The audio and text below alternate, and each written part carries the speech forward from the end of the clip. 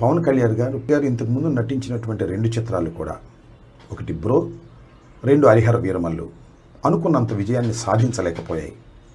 కాబట్టి ఈ సినిమా ఖచ్చితంగా విజయం సాధించాలనే కసితో పవన్ కళ్యాణ్ గారు పనిచేసి ఉంటారనేది నా అభిప్రాయం.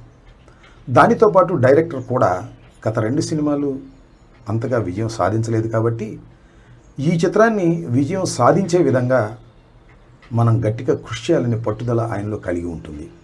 మూడవది దానయ్య గారు, ఈ చిత్ర నిర్మాత. ఎంత ఖర్చైనా పెట్టి ఈ చిత్రాన్ని రిలీజ్ చేయాలి, అది ఘన విజయం కావాలని పట్టుదల. ఈ పట్టుదల మధ్యన జరిగినటువంటి ఈ చిత్ర షూటింగ్ వల్ల కొంత మెరుగైనటువంటి ఫలితాలు వస్తాయని, ఖచ్చితంగా ఈ సినిమా అన్ని జాగ్రత్తలు తీసుకుని ఉంటారని నేను భావిస్తున్నాను. ఆ నమ్మకంతోనే ఈ సినిమా విజయవంతమవుతుందని నేను భావిస్తున్నాను. హరిహర వీరమల్లు చాలా హడావుడిగా తీశారు. అనుకున్న స్థాయిలో చివరిలో గ్రాఫిక్స్ కూడా సరిగా చేయలేకపోయారు. అసలు హరిహర వీరమల్లు విడుదలైతే చాలు అనేటువంటి పద్ధతుల్లో జరిగినటువంటి సినిమా షూటింగ్ అది. ఇదేమో పవన్ కళ్యాణ్ గారు తన రాష్ట్ర బాధ్యతల్ని, ఉప ముఖ్యమంత్రి బాధ్యతలను కూడా పక్కన పెట్టి దీని మీద కాన్సన్ట్రేట్ చేశారు. కాబట్టి ఇది విజయవంతం ఖచ్చితంగా అవుతుందనేది నాకున్న అభిప్రాయం, అవ్వాలనేది కూడా నా కోరిక. ఎందుకంటే సినిమాలు, పవన్ కళ్యాణ్ గారు నటించినటువంటి సినిమాలు విజయవంతం కాకూడదని కోరుకోవాల్సిన అవసరం మాకు లేదు. రాజకీయంగా ఆయన మీద మాకు ప్రత్యర్థి కాబట్టి మాకు కొన్ని విమర్శలు ఉంటాయి. కాబట్టి విమర్శలు చేస్తాం, అవి కూడా సద్విమర్శలే చేస్తాం. ఇక్కడ కూడా నేను ఒక విమర్శ చేయాలని అనుకుంటున్నాను. అదేమిటంటే, పవన్ కళ్యాణ్ గారు అపోజిషన్లో ఉన్నప్పుడు, మేము అధికారంలో ఉన్నప్పుడు, అంతకు ముందు కూడా తెలుగుదేశం అధికారంలో ఉన్నప్పుడు కూడా చాలా విషయాలు మాట్లాడారు. అవినీతి గురించి మాట్లాడారు, అక్రమాల గురించి మాట్లాడారు. నేను ఇవాళ మనవి చేస్తున్నా, పవన్ కళ్యాణ్ గారు మీరు ఉప ముఖ్యమంత్రిగా ఉన్నప్పుడు మీరు నటించినటువంటి చిత్రం రిలీజ్ రోజున 1000 రూపాయలు మీరు టికెట్ పెట్టారే, ఇది అవినీతి కాదా? ఇది అధికార దుర్వినియోగం కాదా అనేది నా ప్రశ్న. సరే, దులపరించుకుపోతానంటే నేను చేయగలిగింది ఏమీ లేదు. పవన్ కళ్యాణ్ గారు అపోజిషన్లో ఉన్నప్పుడు లేదా ముఖ్యమంత్రిగా కానప్పుడు, ఉప ముఖ్యమంత్రి కానప్పుడు చాలా విషయాలు చెప్పారు, నీతి గురించి, అవినీతి గురించి. కానీ అధికారంలోకి వచ్చిన తర్వాత ఏమీ తేడా లేదు. తెలుగుదేశం ఎంత అవినీతికరమైన రాజకీయ పార్టీనో, నేను కూడా దాంతో పోటీపడి అవినీతి చేసుకునేటటువంటి వ్యక్తిని అనేటువంటి భావన కలిగే విధంగా రాష్ట్ర ప్రజానీకానికి మీరు కలిగిస్తున్నారు. 1000 రూపాయలు టికెట్ పెట్టి మీ సినిమాను రిలీజ్ చేసుకోవటం అంటే ఎంత స్వార్థపూరితమైనటువంటి అంశం అండి? నాకు తెలియక అడుగుతాను. మీరు ఇవాళ చాలా విషయాల గురించి మాట్లాడుతున్నారు, నీతి గురించి మాట్లాడుతున్నారు. నేను ఒకటి మాత్రం చాలా స్పష్టంగా చెప్పదలుచుకున్నాను. పవర్ స్టార్కి, గ్యాంగ్ స్టార్కి కూడా మీరు అవినీతికి హద్దులు లేని విధంగా ప్రవర్తన చేస్తున్నారు మీ కూటమి ప్రభుత్వం. చివరకు మీరు నటించిన చిత్రాన్ని కూడా అవినీతిమయం చేసేటటువంటి కార్యక్రమం చేస్తున్నారు. ఇది చాలా దురదృష్టకరమైనటువంటి పరిణామం. మీరెవరికి నీతులు చెప్పినా అది సమంజసంగా ఉండదనే విషయాన్ని మీరు ఇప్పుడైనా గమనించాలని కోరుకుంటూ, మీ గ్యాంగ్ స్టార్ అద్భుతమైన విజయాన్ని సాధించాలని, దానయ్య గారికి అద్భుతమైన దండిగా డబ్బులు రావాలని, మీరు సినిమా హీరోగా పేరు ప్రఖ్యాతులు తెచ్చుకోవాలని, కొణిదెల కుటుంబానికి మరింత గౌరవాన్ని తీసుకురావాలని ఈ సందర్భంగా మనస్ఫూర్తిగా కోరుకుంటున్నాను. పవన్ కళ్యాణ్ గారు ఇంతకుముందు నటించినటువంటి 2 చిత్రాలు కూడా, ఒకటి బ్రో, 2 హరిహర వీరమల్లు అనుకున్నంత విజయాన్ని సాధించలేకపోయాయి. కాబట్టి ఈ సినిమా ఖచ్చితంగా విజయం సాధించాలనే కసితో పవన్ కళ్యాణ్ గారు పనిచేసి ఉంటారనేది నా అభిప్రాయం.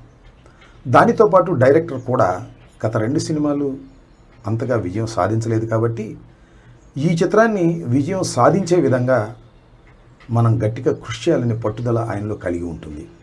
మూడవది దానయ్య గారు, ఈ చిత్ర నిర్మాత. ఎంత ఖర్చైనా పెట్టి ఈ చిత్రాన్ని రిలీజ్ చేయాలి, అది ఘన విజయం కావాలని పట్టుదల.